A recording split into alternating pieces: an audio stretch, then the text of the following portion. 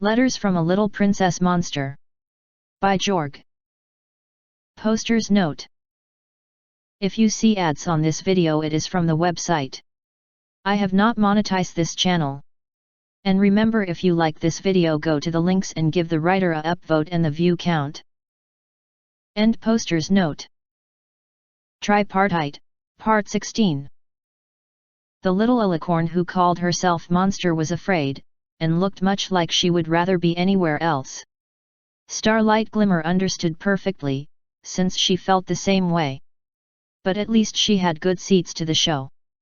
All around them, Canterlot shone in all of its glory. Welcoming an envoy from a foreign nation was something the whole city loved to do on a regular basis, and it showed. Princess Luna and Princess Celestia stood at the top of a huge dais with royal guards arranged in precise array in front of them, and crowds of cheering citizens filling the streets. Vendors sold balloons and candy, banners flew proudly overhead, and Starlight was struck with how dissimilar the entire group was, yet organized like the ticking of a fine watch. The bearers of the elements of harmony, with Trixie substituting for the missing Twilight Sparkle, officially out on some hair-raising secret mission, stood clearly in view to one side of the royal sisters, dressed formally and awaiting the arrival of the new Storm Kingdom's representative with apparent confidence. Part of that could be from the glittering elements of harmony they were wearing in case of any mischief from the envoy, although Starlight had practically swallowed her tongue with confusion when she had gotten a good look at them and spotted the Genus Authentic Funland registered souvenir tag attached to several of the items. She wanted answers. She just had not found the opportunity to ask them yet, or who to ask. Trixie was right out, because she had been just as baffled by the same things but had learned to go with it after long exposure to Twilight Sparkle and her friends. Zecora was a possibility, if one could read between the rhymes and posited the questions between her bouts of pregnancy nausea. The part changeling, part zebra foal was going to be confused. It would be in good company. Starlight still expected at any moment to wake up in a changeling cocoon, being extracted by a royal guard and sent to prison instead of getting the most surprising surprise party in Ponyville, finding a small house for an affordable price, and having Sunburst at her side the whole time. She wasn't about to complain. He was recovering from his bout of delivery trauma fairly well, particularly when he was informed by proxy that Celestia and Luna were going to have officially trained medical ponies oversee their births. Remaining by her side, at a slightly larger distance, his presence still gave her a warm feeling under her ribs whenever she looked in his direction and saw the terrible tension that he had been under for years begin to melt. It was her. She was doing it. She made his life better by being, much like she made Peep Sprout's life better by listening and Twilight Sparkle's life better by thinking. The poor thing had been so many traumatizing experiences, but like a sword being drawn through the fire and the anvil, she grew sharper and more powerful, and unlike a mere sword, she learned when to use and not use that power. Before they left the hive, Starlight listened to a scarred changeling who had been part of the invasion force a mere few months ago when Queen Chrysalis had prepared to attack Canterlot on the Summer Sun celebration. It had not been a pleasant conversation, out of the presence of the rest of the ponies, and Hex had been a less than pleasant presenter with one missing leg and a face still caved in along one side, but he was bitterly honest as bile. For over an hour, he talked and Starlight paid rapt attention, mixed with considerable horror. Even as battered and crippled as he was, Hex adored little Twilight Sparkle as the one who freed them from their eternal hunger so Princess Cadance could become their new queen. The changelings could easily have hated the little alicorn for the deaths she caused. But no. They forgave her, and relished in their new lives. As individuals. It made Starlight feel a little better about herself, and how she had been stopped before she caused more damage, but she still worried about her little village and the ponies who had decided to stay after getting their cutie marks back. Double Diamond was going to start a ski slope with Party Favor as the official welcomer and Feather Bangs as a ski lodge manager. Most of her other victims were staying in the village too, with the exception being the baker moving to Ponyville, supposedly to be nearer to the Studley Big Macintosh, but Starlight suspected she was going to be keeping a close eye on their former leader also. And Starlight was living in Ponyville. bizarre. Almost as odd as looking up at the dais where the adults who claimed to be the bearers of the elements of harmony stood proudly, and knowing they were fraud. Well, something freed Princess Luna from Nightmare Moon, banished King Sombra, destroyed the Wendigo and the Griffin Airy, and put discord back into stone. The proof was right in front of her nose, from the inky black shape of little Twilight up with her friends in the VIP section, to the statue of Discord occupying a prominent position in the presentation much like he was one of the dignitaries greeting the Storm Kingdom's envoy. There had to be something to it. Something who preferred to call herself Monster rather than her real name. Starlight.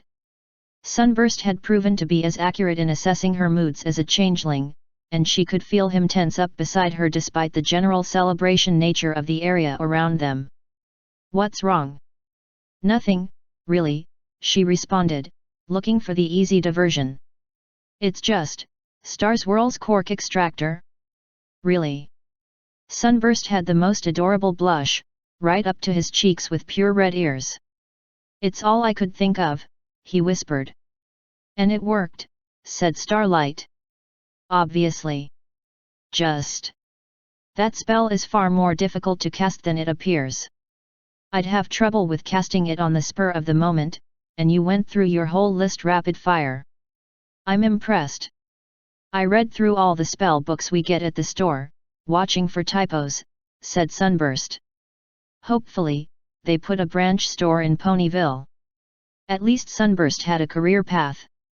Starlight was between jobs for the most part, and had spent most of her brief time in Ponyville talking to the residents and learning about friendship from the younger ponies. She had even met Twilight Sparkle's school friends, her old school friends, who had been somewhat cool at first but warmed up when Starlight dished on her recent encounters with Monster. Even Sunburst had gotten involved in the conversation, and he was terrible at talking to strange mares.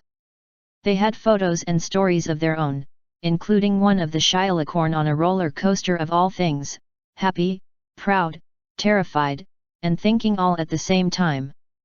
And they had trounced her solidly at Dragon Pit that evening. Starlight blamed it on lack of practice and vowed a rematch or 12. Then again, watching after and taking care of Twilight Sparkle's activities was a career by itself. Starlight had supervised the installation of Discord's statue in the city park, helped suggest several new spellbooks for the library with Sunburst's assistance, and answered questions. The last task was the most vigorous. Trixie's answers frequently clashed with Starlight's wise advice, and there had been an agreement after a while, that compromise did not mean each of them won half the time, but there might be elements of a good answer in each of them, which Sunburst found himself refereeing. And, of course, one of the tasks that Starlight Glimmer picked up was escorting Twilight Sparkle to official events such as this. With an escort of her own.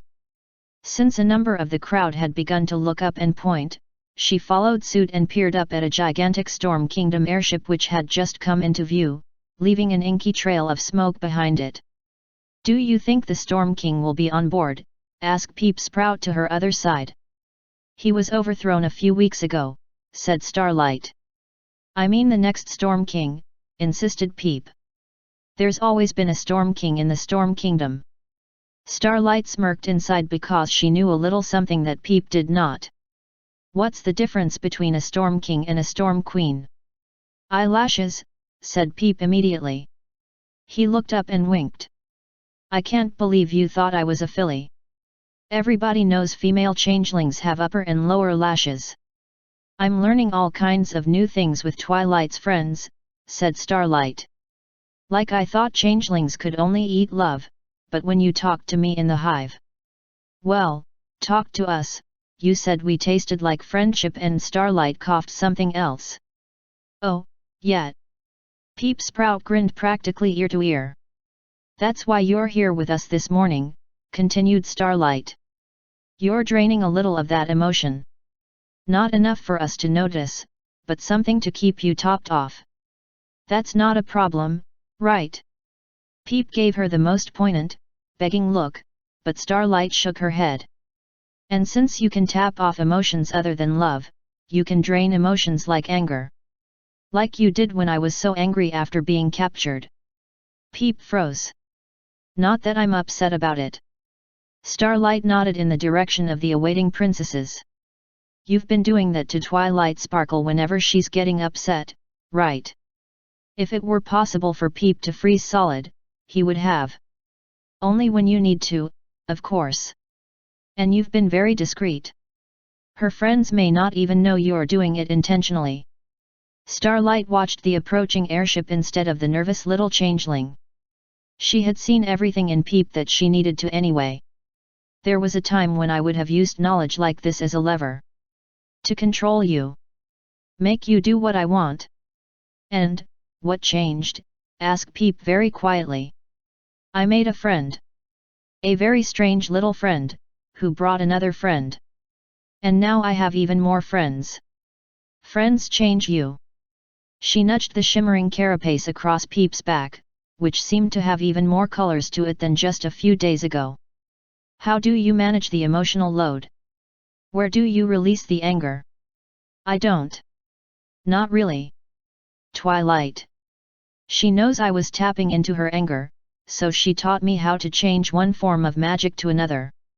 I can't turn it into love because I'm already full of it. Tell me about it, murmured Sunburst about a moment before Starlight was about to say the same. So I make it into magic safely and release it. Twilight says I've gotten so much better at unicorn spells. Really?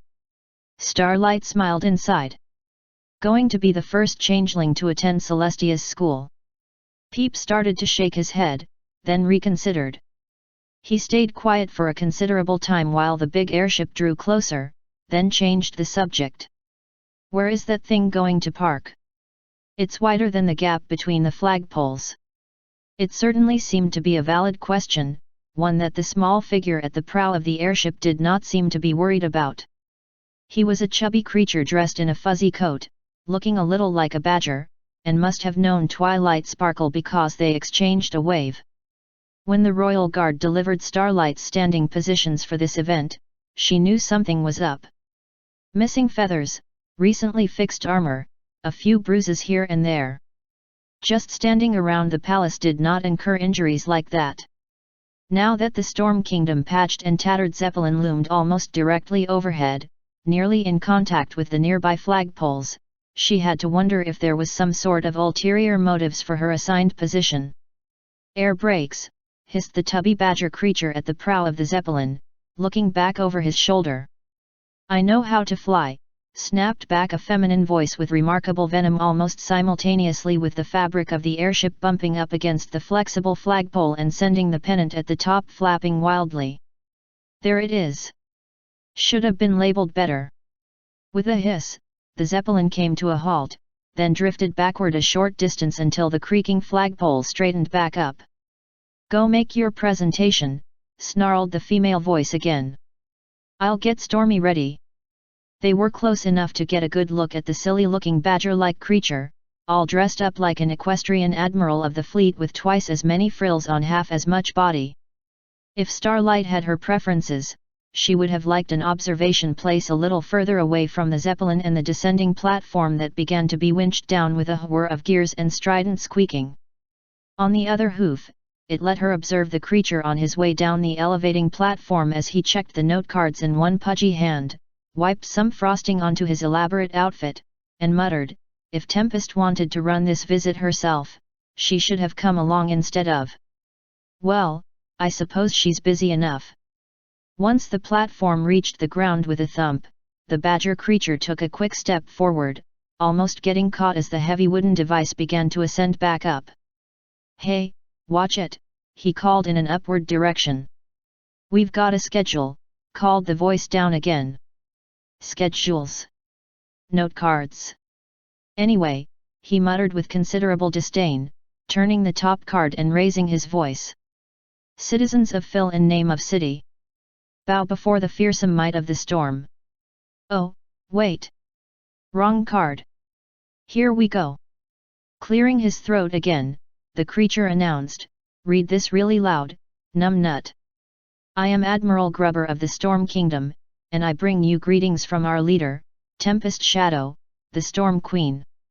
Point up above you and say first, let me introduce the new emperor of the Griffins, find his name and put it here, and his fiancée, Gilda something. 2 griffins launched from the Zeppelin, wingtip to wingtip as they glided down to stop at the bottom of the stairs leading up to the royal sisters' positions. The tall Tiercel bobbed his head fractionally and announced, "Greetings Celestia of the Sun and Luna of the Moon from the Empire of the Sky. My father Emperor Ripping Claw, scion of the Heavenly Empire, bearer of the Emperor's Cup has gone to meet the ancestors, slain in battle against the tyrant Storm King. I have taken his place as Emperor. Turbulent skies churn to a violent storm upon our enemies, and this is my intended, Princess. Gilded clouds raising gloriously into the dawn sky signifying upcoming storms. Our empire wishes to restate our commitment to our allies, the Pony Nation and all those who shelter protected beneath your wings. We welcome you as friends and allies," announced Celestia. "The sun shall never set upon, excuse me." She doubled back and proceeded to vomit noisily into a far too convenient trash can while Princess Luna picked up the slack. "May the sun and moon ever shine upon your lands in friendship. We welcome you, Emperor and all those in your company." Luna paused, obviously waiting for another line from the tall griffin pair, and the young Emperor seemed to be waiting for something too. Eventually the griffin turned his head and looked over his shoulder with a hiss. "Grubber. Next card." "Oh." The tubby badger creature ate the last piece of cake he had managed to produce from somewhere, then wiped his hands on his elaborate uniform. "Yet. Tempest said it was important. Where did I put it?" "Ah." Grubber produced a card and cleared his throat. "Speak real loud, numbskull, and take 10 fast steps forward." Announcing the former Storm King of. There was an enormous crash of shattering stone, and a statue smashed into the pavement just a few steps behind the tubby creature. Bits of rock went flying in all directions, and Starlight abruptly found out that having every pony around you step back while you stood still was a lot like stepping forward. Part of the brief panic was probably because most of a stone face skittered to rest directly in front of her, showing the last fierce glare of a southern horned yeti before being petrified by what looked like a methaldicalcite thermic bomb of some sort. To be honest, Starlight Glimmer was expecting something unexpected due to her limited but intense exposure to twilight sparkle. Having the petrified head, well, most of the petrified head of the Storm Kingdom's tyrant come sliding across the pavement and stop in front of her dramatically reminded Starlight of the brief but informative visit she had with Princess Luna last night when she asked for any advice about dealing with Twilight. "Expect anything?" "Twice." "Hey," protested Grubber, looking up at the airship and shaking his chubby fist. "Laminia, you promised to be careful. You almost killed me." "Oh oopsie," she called down.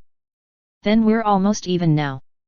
Muttering under his breath, Grubber turned back to the royal sisters, flipped over his next card, and read, "This statue shows we are committed blah, blah, stuff in there about renewed bonds of trust between you ponies and the Storm Kingdom." He flipped to the next card. "Looking forward to visiting once calm has been restored." Lots of other stuff. He flipped several cards in a row, then looked down at the scattered pieces of the former Storm King, which Starlight had started to gather into an organized pile out of reflex. "Somebody get some glue for the old boss, and we'll get right to the food. There's some sort of party after this, right?" Asterisk. There was a party involved, of course. With Pinkie Pie in the vicinity, Starlight expected nothing less. What she did not expect was what happened during the delay between the mid-morning arrival of the new Griffin Emperor and his official evening reception. It did give Starlight the opportunity to meet Lamina, a snow-white nocturnal Pegasus, who was also nothing at all like she expected. After all, bat ponies were rare but not unique. They were also very suspicious of outsiders and insular, so none of them had joined the village.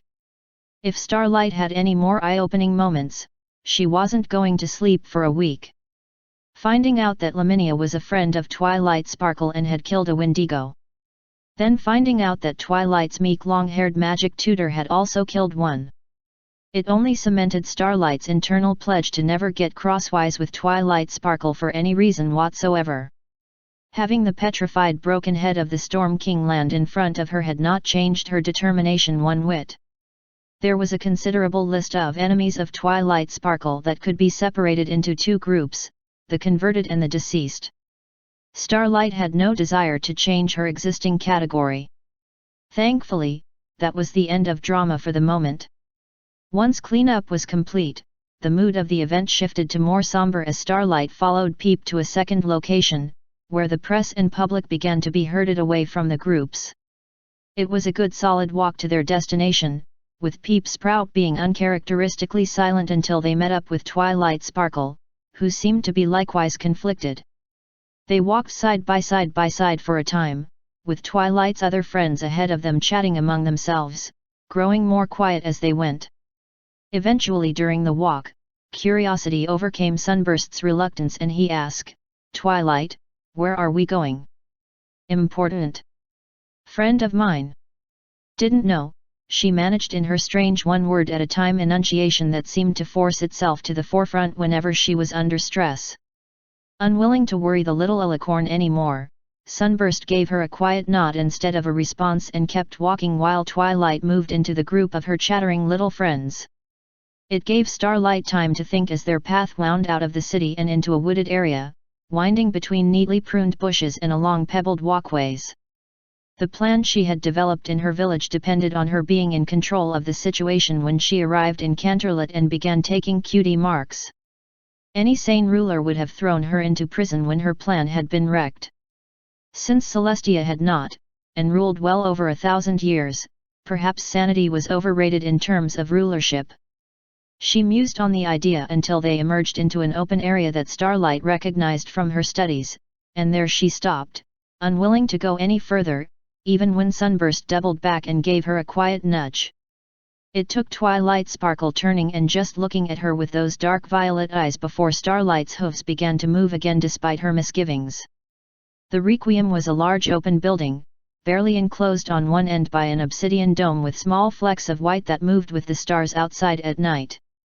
In the glaring light of midday, it was a cool place of shadows that counterbalanced the bright white multi-point star laid out in granite tiles in the center of the graveled area, giving an air of importance that made it difficult to speak louder than a whisper. Upon each point of the star, a simple wooden coffin had been placed. 9 points.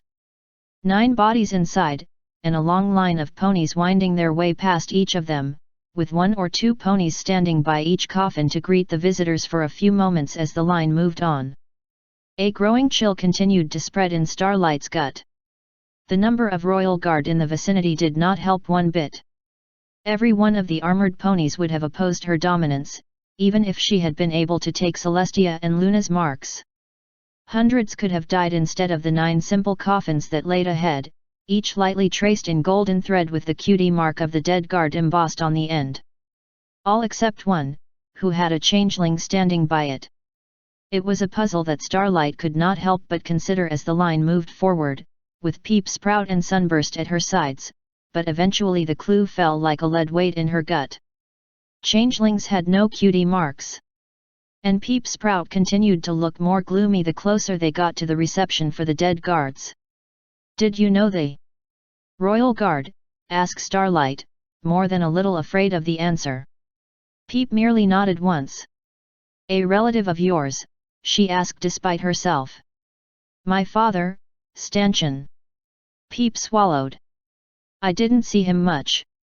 He was always working for the Queen. One of the best warriors in the hive. I was supposed to follow his example." "And now, you're not sure," said Starlight carefully. "You have to make your own decisions, and you're not used to that yet."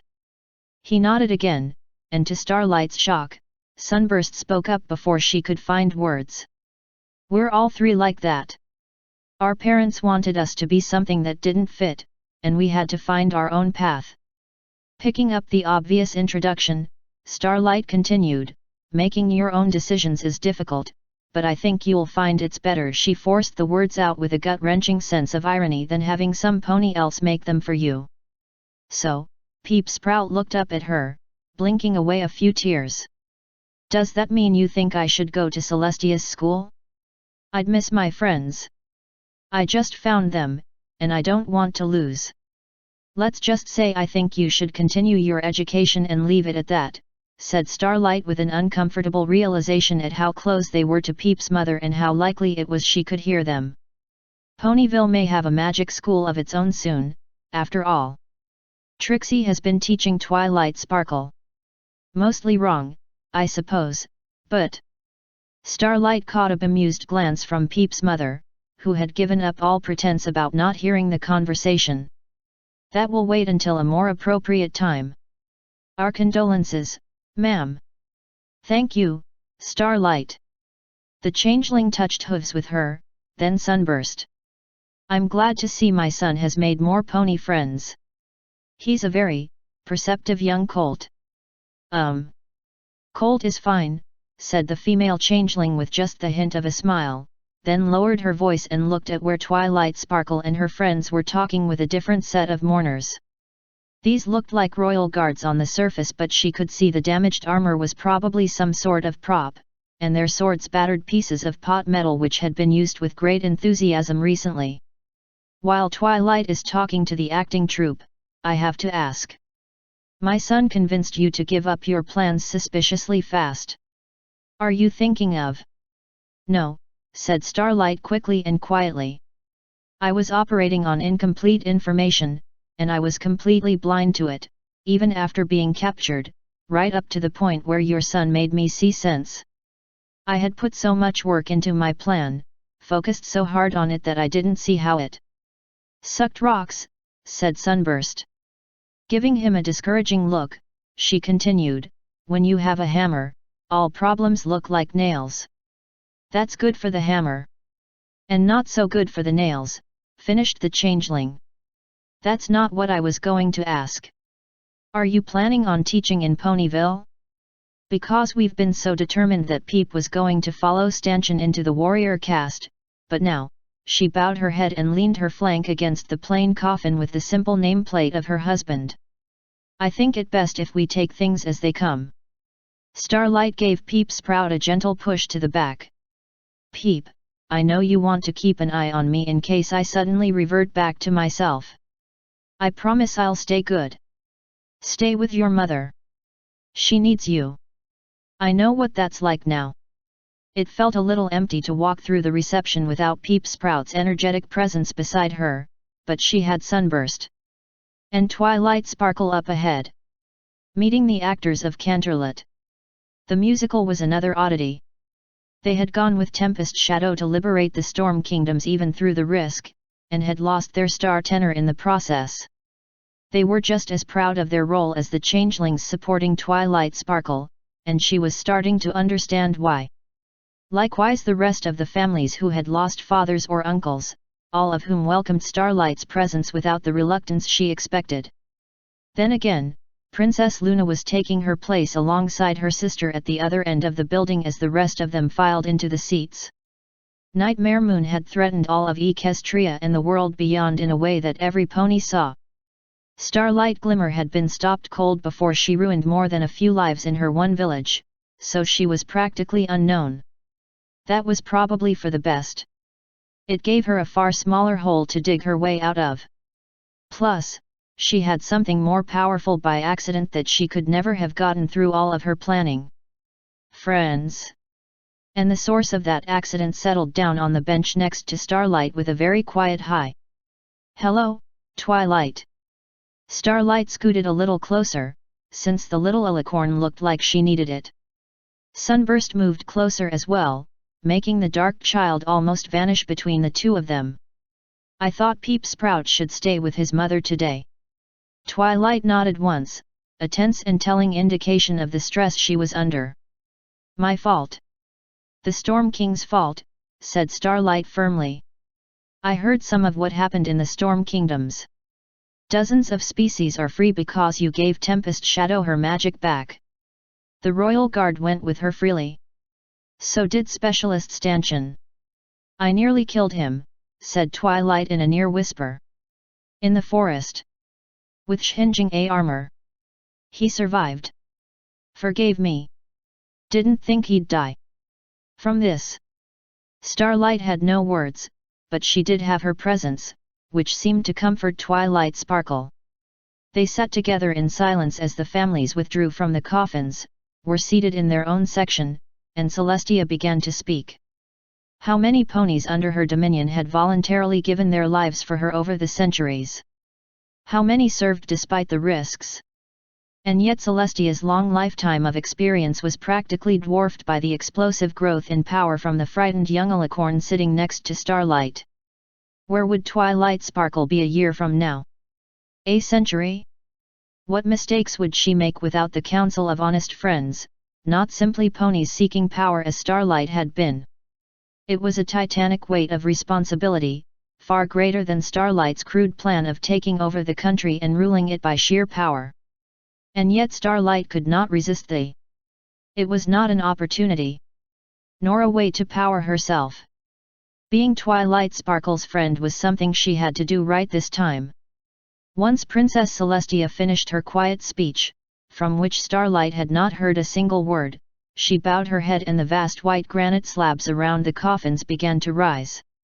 The families seated in the front stood also, triggering the same reaction in the rest of the attendees, and Starlight did not really understand why until the thick granite structure closed, looking very much like a white stone column standing out under the sunlit sky.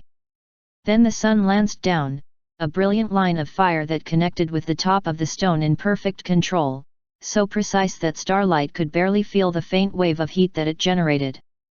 Beside her, Twilight Sparkle held herself nearly rigid, in solid contact with Starlight's side and trembling ever so slightly during the entire cremation process until the lance of solar fire cut off, and the stone slabs began to slowly descend to their original flat configuration. Not again. Never. Twilight Sparkle took a deep breath, the first that Starlight suspected she had taken in a considerable time. It only emphasized the story that Starlight had heard from Trixie about Twilight's first exam to get into Celestia's school, and the terrible disaster that followed. The tale had been slightly bent by the tale teller, but there was a great deal of content that led to only one conclusion. Not today, whispered Starlight. Maybe not in the next century. Maybe not ever. But if it becomes necessary for you to lift sun or moon, you will. I'm sure of it. Celestia spoke again in front of the mourners, quiet soothing words that made Twilight Sparkle relax more than Starlight's presence. She told of loyalty, the importance of justice, and how bonds of trust formed slowly between nations and their inhabitants. Each of the urns was presented to their families in turn, with the ponies showing no reluctance to accepting a changeling among their numbers, and tears being shed equally regardless of feather, chitin, horns, or fur. Then when Starlight was just starting to think it was all over, Grubber came waddling up to the lectern where the royal sisters had addressed the crowd, and all of the solemnity she had been feeling flitted away. Hey, your highnesses! Before we finish this thing and get cake, Tempest had something I was supposed to tell you. First, thanks for loaning us your guards because we would have been pancakes without 'em. They fought like crazy, and I'm really glad they were on our side. Second, we kinda stole Princess Looney's. Luna, bellowed Lamina's voice from somewhere out of Starlight's sight. Yeah, said Grubber. What she said. Anywho, Tempest got it into her head to make that big scary guy and the bee. He bit down on the word and gave a guilty glance in the direction Lamina's voice had come from. Ahem. They're the royal consorts to the Storm Queen now. Don't be mad at me. It was all her idea. Consorts, said Luna calmly and with the hint of a smile. They will need a release from our service, and in the name of harmony between our lands, I hereby grant it. May they serve Queen Tempest Shadow with honor and respect, as they have ourselves, and may they be your close personal companions for years to come. Grubber looked a little uneasy, but he flowed into the next part of his announcement fairly smoothly. Oh, and I've got an image crystal from the attack that I was recording just in case we lost, but we didn't, and I'm pretty sure Tempest would tear me a new one if it got back to her, so here. He put a hoof-sized lump of crystal down on the lectern, which promptly glowed green as the image of a proud dark unicorn in the armor of an equestrian knight guard appeared above it, apparently recorded from the rear. Together, we are stronger than alone. United we can prevail over the strongest tyranny. I learned that as friends, we hold a power greater than the Storm King, greater than the Wendigo. Below us lies the City of Storms, she shouted to a huge crowd of watching ponies and other creatures flying or perched on the surrounding Storm Kingdom airships. In it, there are others still imprisoned by the Storm King. Other friends who cry out for rescue in the night. Victims of the tyrant's cruel lash. Who will go with me to defeat him and return the imprisoned to their friends and families? Who will? Tempest turned and looked at one of the nearby Yeti looming over her, who had made a low grumbling much like a small avalanche. Yes, you can still fight each other, provided you remain friends after. You, called out the Yeti in a growing cheer as they shook weapons overhead, nearly drowning out Tempest's shadow as she continued. Who will go with me to overthrow the Storm King's rule? The image faded out with a few clicks of awkward hoof-tapping from the watchers, unsure if applauding during a funeral was quite proper etiquette. The noise died out rapidly as a series of the same real Yeti came marching out to the lectern, forming a loose semicircle in front of Celestia and Luna. Bringing up the rear was the snow-white nocturnal Pegasus that Starlight had met before, keeping her Yeti in line with sharp glances and scowls. She lowered herself to one knee, followed by the towering Yeti with a few low grunts and growls, before Grubber started speaking again. One more thing before we get to the cake. He took out a vial of some sort and poured liquid out onto the stone surface in front of him, which promptly began to boil and form a steamy cloud. It might take a while to establish a spell connection, he added with a nervous look at Lamina. We're a long way from the Storm Kingdom and... Oh, there it goes. Tempest's shadow appeared in the misty fog, looking around as her image stabilized and a low hissing turned into her voice. That cursed nitwit probably didn't. Hey, there you are. Princess Luna. Princess Celestia. The image looked around. I suppose since this is a pony funeral, the griffins aren't here. Correct, Your Majesty, said Celestia with a slow nod. Skip the titles. This spell call runs a bundle and I don't know how long it will last. Anyway, the Yeti villages in the high mountains have an ancient tradition dating beyond memory. The villages fight all the time, but if a Yeti from one village is killed, the other village must give up their fiercest warrior as a replacement. Equestria sent assistance in our hour of need, and 9 of your brave warriors fell fighting for the freedom of our peoples. In return, the Yeti of the Storm Kingdoms bequeath unto the Equestrian Royal Guard 9 of our fiercest warriors in honor of their fury and bravery. Wait, said Celestia rather quietly. We can't. Oh, the connection is fuzzing out, said Tempest in a rush. You know the Storm King didn't pay for very good spell service, so we'll have to call you back later and no backseas. Bye. Starlight was determined to remember that moment as long as she lived. Celestia had a stunned expression, much like Starlight must have looked when the changeling swarmed and captured her, only without any goo. She mouthed a few words, one of which looked like a silent profanity, then turned to Laminia and the towering Yeti. I really don't know what to say, she said, so Luna stepped forward and spoke in her stead. Lamina, our service really appreciates this gift, she said, looking generally upwards at the 9 mountains of hair and weaponry. There better not be a but in your next sentence, cautioned Lamina. I don't think they'd be very comfortable guarding Canterlot.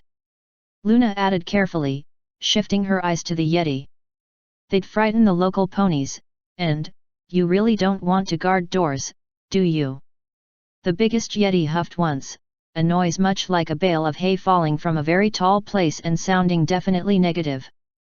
The rest of the Yeti seemed to agree, and a low scuffle broke out with considerable pushing and low grunting, making Starlight abruptly aware that Twilight Sparkle had vanished. Or more correctly, managed to slip away without being noticed and was whispering something to Princess Luna while the Yeti squabbled.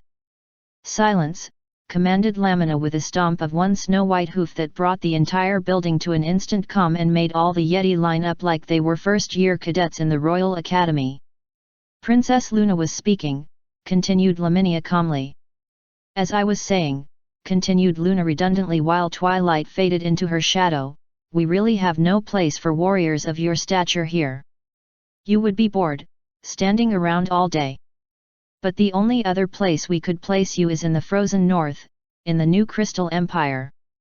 All of the Yeti perked up and held themselves even more stationary. I'm sure you wouldn't want that, said Luna. Outside of the city's weather dome, it is frightfully cold and snows all the time. One of the Yeti made an inquisitive grunt, only to have the Yeti next to him stick an elbow in his ribs. I mean, the entire city was just freed from King Sombra's spell, and the ponies there are nearly defenseless against any monsters who might attack them. Luna shook her head. It would be far too dangerous to send a gift this precious into such hazardous circumstances. Oh, declared one of the Yeti, only to be harshly shushed by his companions. They gathered into a circle and made fierce grunting noises back and forth, looking up at times and trading a few short punches to emphasize certain points. Eventually, they lined up again and one of the Yeti made a series of grating grunts and hoots. Oh, said Luna.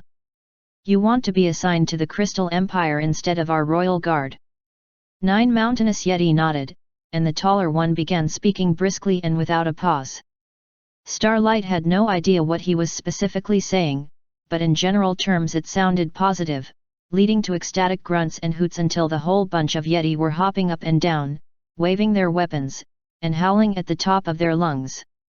Luna lifted one hoof and looked at Laminia.